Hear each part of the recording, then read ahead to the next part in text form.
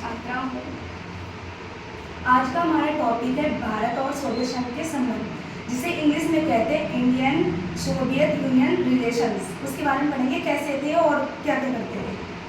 इसमें पहला हमारा आर्थिक संबंध, जिसे कहते हैं इकोनॉमिक्स रिलेशंस। सोवियत संघ द्वारा आर्थिक क्षेत्रों में भारत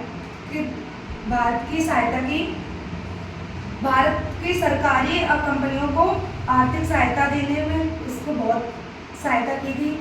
और इसमें दूसरा है राजनीतिक संबंध, जिसे कहते हैं इकोनॉमिक्स रिलेशंस। इसमें पढ़ेंगे राजनीतिक स्तर पर सोवियत संघ ने भारत को हमेशा उसका पक्ष लिया, ऑलवेज सपोर्टेड इंडिया। दूसरा इसमें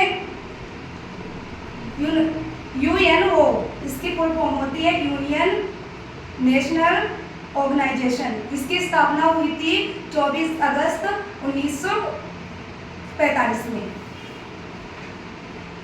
यूएनओ को कहते हैं कि सोवियत संघ कश्मीर मामले में भारत का हमेशा पक्ष लिया। अब इसमें सैन्य संबंध थे। भारत सोवियत संघ के रक्षा उपकरण खरीदता था। भारत सोवियत संघ का सबसे बड़ा खरीदार तेल था। मेरा टॉपिक है भारत तथा रूस के संबंध कैसे रहे, यानी सोवियत संघ का विघटन जब हुआ उसके बाद रूस आया, तो उसके बारे में मैं बताऊंगी। तो सबसे पहले आता है हमारा राजनीतिक संबंध कैसे थे भारत के साथ रूस के। तो हमारा जो भारतीय प्रथम प्रधानमंत्री जो थे जवाहरलाल नेहरू, उन्होंने रूस के राष्ट्रपति के साथ शिखर सम्मेलन किया था। और दूसरा पॉइंट है हमारा भारत और रूस वार्षिक बैठक या अध्यक्ष करते थे, मतलब वर्ष में एक बार बैठक करते थे। और दूसरा है हमारा सैन्य संबंध। उसके सैन्य संबंध कैसे थे, तो पहला हमारा आता है भारत रूस के हथियारों का सबसे बड़ा खरीदार रहा है हमेशा से। और इसमें सबसे महत्वपूर्ण आता है हमारा कारगिल युद्ध, जो कि 1999 में के समय रूस ने भारत की इसमें सहायता की थी। मैंने बोला कि रूस ने भारत की सहायता की थी।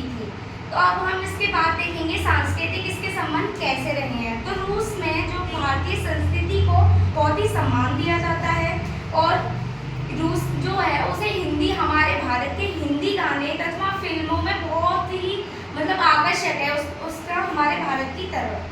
और हम देखेंगे आतंकवाद के मामले में, तो भारत और रूस शुरुआत से ही आतंकवाद के खिलाफ रहे हैं। भारत के परमाणु कार्यक्रम से रूस ने भारत की मदद की है। अब हम नेक्स्ट हमारा टॉपिक है संघर्ष तथा तनाव के क्षेत्र। तो इसमें देखेंगे कि सोवियत संघ जो था उसके गणराज्यों में काफी लंबे समय तक संघर्ष चला था। और इसमें चेचन्या और दागिस्तान में अलगाववादी हिंसक आंदोलन चले थे, जिसमें गृह युद्ध की परिस्थितियां भी आई थी। इसका एक गणराज्य चेकोस्लोवाकिया दो भागों में विभाजित हो गया था, चेक और स्लोवाकिया। बस, धन्यवाद। Very good.